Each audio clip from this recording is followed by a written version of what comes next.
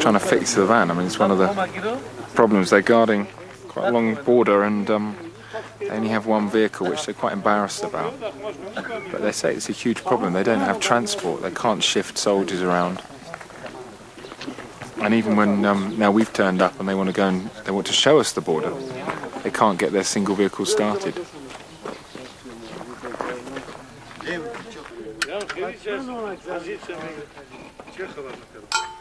Do you think they're going to get this started? We should have a hope, you know, for that. Inshallah. Inshallah, yeah.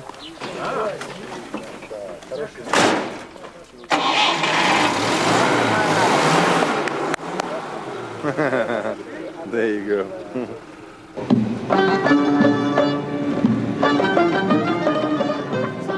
With one vehicle and no radios, the border is very difficult to patrol. As we neared Afghanistan, some familiar sights greeted us.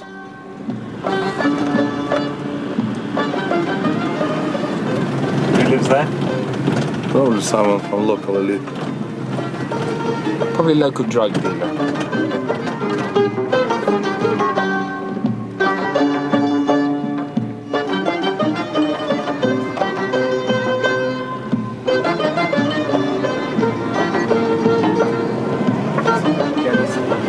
We're on the border.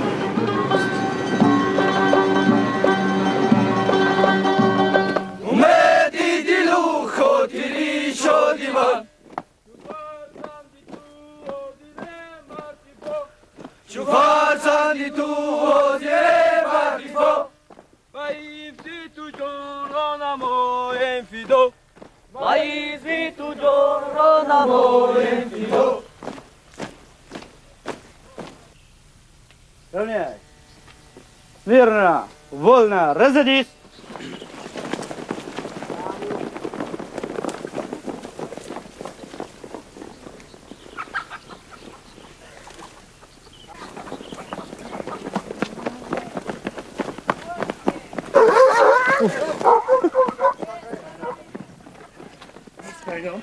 I'm not entirely sure what's going on.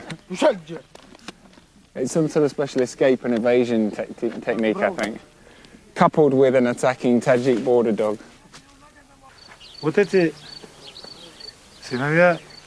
These sons of Tajikistan are protecting the state border. They're not going to let this evil go any further into Europe. Here they are, these brave lads, day and night through snow and cold. These brave soldiers of ours, they're protecting us. And what is their average age? Roughly how old are these guys? 18 or 19. There are two things the troops are trying to prevent crossing the border.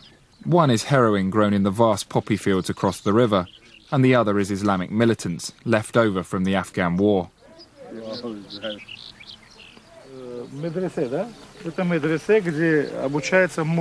See that white building on that side? It's like madrasa. That's a madrasa? Yeah, for me, like religious school. Yeah. It was religious schools like this that brainwashed thousands of young men into hating the West. Well? How's the logistical part, you know, all this? Yeah. So you can see conditions are basic to say the least, and it must get absolutely freezing cold in here. Oh, yeah. During winter. No heaters at all. No heaters at all. You're protecting the border. You're 20 years old, or you're a major and you're a little bit older, and you're earning $5 a month. $5 a month. And people are passing drugs back and forth across the border that are worth hundreds of thousands. I mean, temptation is obvious, isn't it? This is where they keep their food. They don't have a single fridge here at all. And as you can see, they don't exactly have much food either. So what have we got? We've got wheat and maize and some flour. Not good quality. Not good quality at all, is it? Спасибо. Rahmat. It's lovely and hot. Straight out of the oven. On a Tajik army base next to Afghanistan. It's delicious.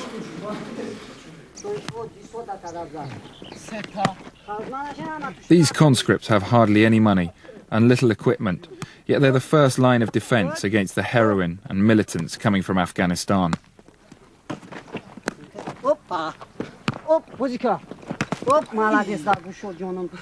This is when you start to feel a little bit guilty, because for the soldiers here, this is an absolute feast. They wouldn't normally eat all this food. They're eating it because we're here. In one? Yes. In one? Yes. Okay. You guys already used it.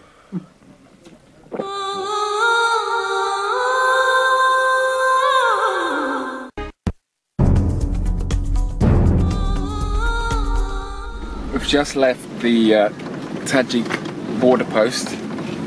We couldn't film all of it because the secret police were there. But I can now report that they made us drink vast quantities of vodka. I'm now extremely drunk. And now we have to drive for 2 hours on the worst road in Central Asia. And then we have to drink some more vodka. I soon became a victim of overwhelming hospitality combined with alcohol, nicknamed vodka terrorism. Magnificent shashlik. Yeah. Whoa. Just between you and me, okay, well, so far I've soaked my napkin in some of the vodka and hidden it in my sock. And some of it I poured into my drink, some of it was poured into your drink, and now I'm going to start pouring it into my water bottle, which is hidden under the table.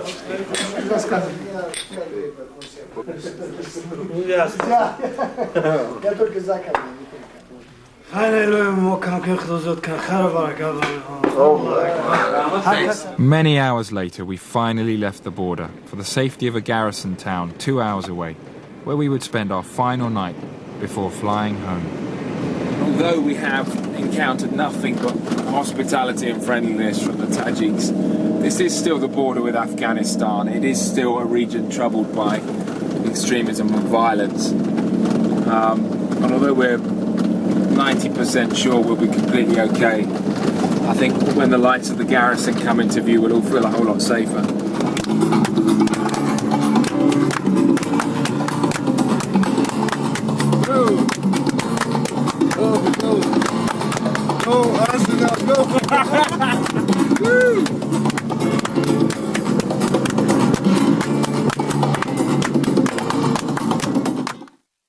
There's been a few changes in Tajikistan since I was there. 2 months ago, President Putin personally opened a new Russian military base in the country. The base is seen as an indication Russia is trying to regain strategic control across the whole of Central Asia.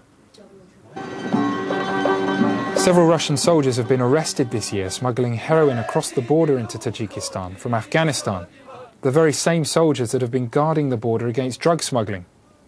Tajikistan now stands third in the world for seizures of heroin and raw opium.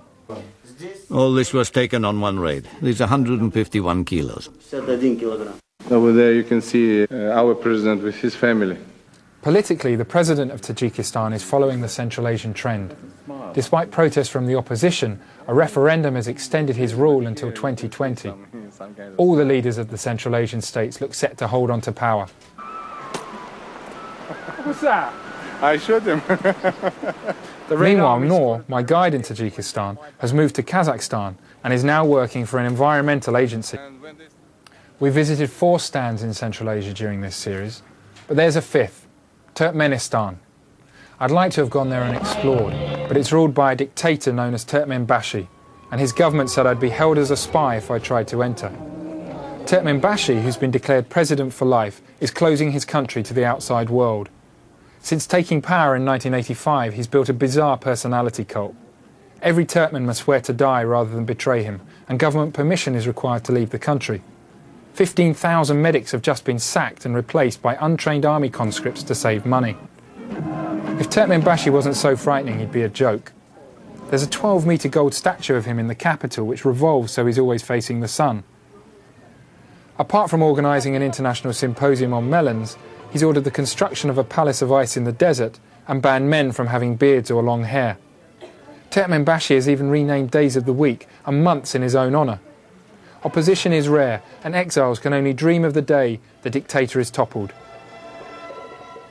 Anyway, that's it for this special edition of CBC News Correspondent. I hope you enjoyed meeting the other stands. There's more about that programme and the stands on our website, cbc.ca/correspondent. You can write to us by email or via the website. Thanks for watching. I'm Simon Reeve. Good night.